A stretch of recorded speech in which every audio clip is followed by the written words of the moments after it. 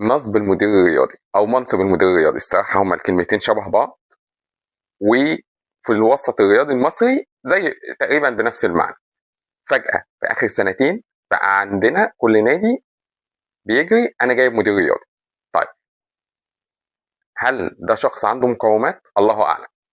هل كل مدير فني لاحدى الانديه ينفع يبقى مدير رياضي في النادي؟ عمرها ما كانت كده في العالم. هل سبحان الله المدير الرياضي ده عنده من الفراغ ان هو يبقى مدير رياضي للنادي الصبح ومحلل على القنوات الفضائيه بعد الظهر، نظرا للفراغ اللي عنده؟ دي بتحصل في مصر بس. في مصر عندنا عبد الظاهر السقا لاعب كوره وكان مدير كوره، ينسق كده ويحل المشاكل بين اللعيبه والاداره الفنيه، بقى مدير رياضي في نادي. عندنا محمد يوسف مدرب في اهلي قبل كده ومدرب لكام نادي من الفرق المتوسطه في الدوري، بقى مدير رياضي في النادي الاهلي. عندنا جون ادواردز اكبر بالونه انفجرت في وشنا كلنا، بقى مدير رياضي لنادي الزمالك. مين فيهم يصلح ان يبقى مدير رياضي؟ قولا واحدا، ولا واحد. لا يوجد في مصر اي شخص يستطيع ان يسمى مدير رياضي ولا يصلح لهذا المنصب حاليا على الاطلاق، على الاقل اللي موجودين في الساحه الرياضيه. مصر ما بتمتلكش اصلا مدير فني عشان يبقى عندها مدير رياضي. المدير الرياضي هو تجميع ما بين خبرات رياضيه وخبرات علميه. عندنا كارثه في مصر ان مفيش ولا كليه بتدرس اصلا اداره رياضيه، وكليه التربيه الرياضيه ملهاش علاقه خالص بانها تطلع مدير رياضي. ولا واحد من اللي احنا بنقولهم اصلا دارسين بره مصر. بل احنا لو رجعنا سواء لكابتن محمد رمضان، كابتن محمد يوسف، كابتن عبد الظاهر السقا، للشهادات الجامعيه اللي معاهم، ممكن نتفاجئ بمفاجات مش الطف حاجه خالص. وانا ما اقصدش الناس دي بالاسم، بس هم كنموذج. اغلب المدربين في مصر معهمش شهادات تدريب. كابتن علي ماهر اما كنا بندرب كان بيدرب في الكونفدراليه، كان بيدرب من الجمهور عشان معهوش شهاده تدريب ولا رخصه تدريب تسمح له ان هو يقف في الملعب. ما بالك ان يبقى عندك شخص مصري مدير رياضي؟ مدير رياضي يا اما شخص لعب كوره فتره طويله وبعدين بعد الكوره دي تحول لجزئيه الاداره الرياضيه وخد فيها خبره كبيره، او التحليل الرياضي وخد فيه خبره كبيره وبناء عليه بقى عنده خبره في السكاوتنج، خبره في تحليل البيانات، خبره في التعامل مع مجالس الاداره، فبقى مدير رياضي. او شخص دارس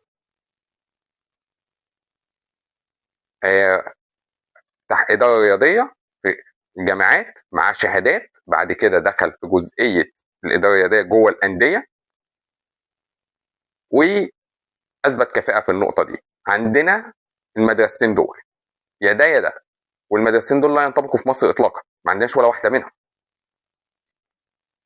المدرسه الاولى زي مثلا لويس اوكامبوس مدير رياضي لنادي بي اس جي، وزي المدير الرياضي لنادي مانشستر سيتي، دي اشخاص من اول دقيقه كانت جربت تدريب ما نجحتش قوي او ما جربتش اصلا، خلصت رياضه دخلت في جزئيه اداره اللاعبين واداره ملفات الانتقالات والاداره الرياضيه وبقت مديرين رياضيين.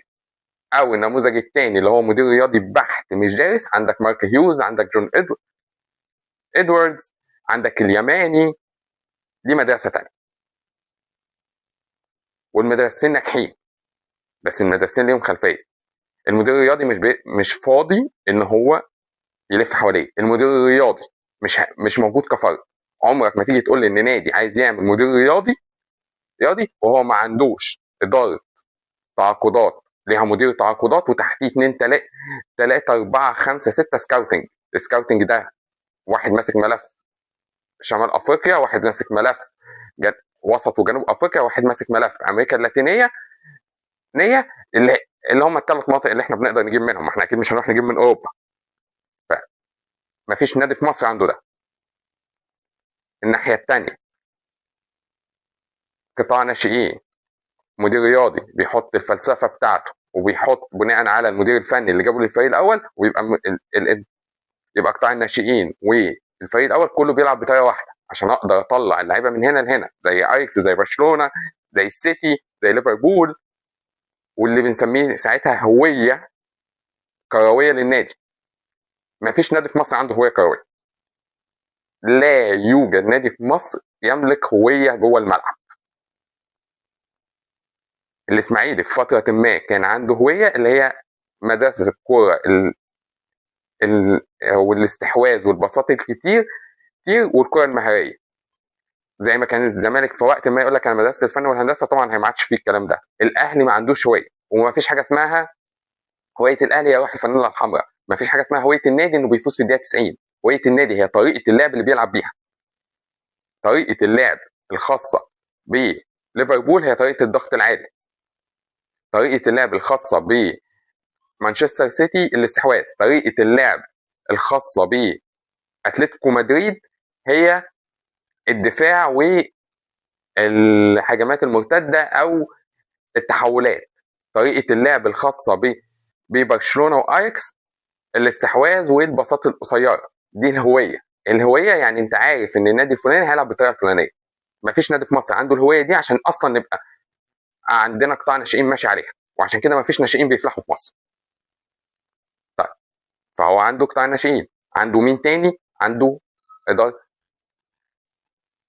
وعنده التعاقدات، عنده كمان بقى في جزئيه الاداره الرياضيه كامله كتسويق، اللي هو العلامات التجاريه والماركات. كل ده جوه كل نادي في مصر تقريبا تخصص رئيس النادي.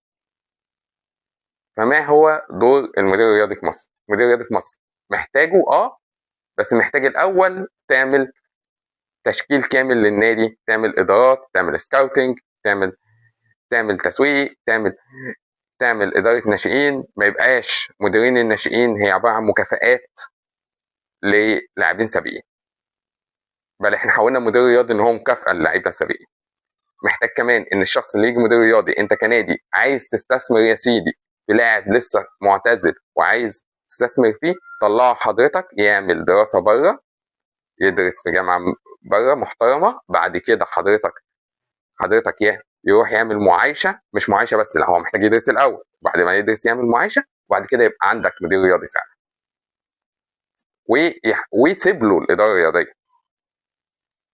انت بتقعد معاه كرئيس نادي مناقشه مره، وبعدين بتتفقوا على الخطوط العريضه، هو اللي بينفذ.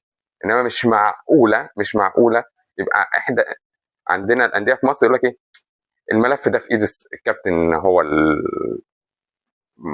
ماسكه، وهو غالبا دايما ده الاهلي دايما، اللي هو اي حاجه تخص الكوره مع كابتن الخطيب. يعني احنا جبنا بعد الخطيب كابتن سيد عبد الحفيظ، مع احترامي الشديد.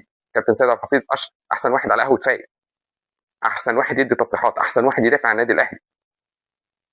لا يملك اي علاقه بالاداره الرياضيه يا جماعه. مدير كوره مش مدير رياضي. المدير الاداره الرياضيه علم قبل ما هي لها علاقه بلعب كره القدم. ومساءكم فل.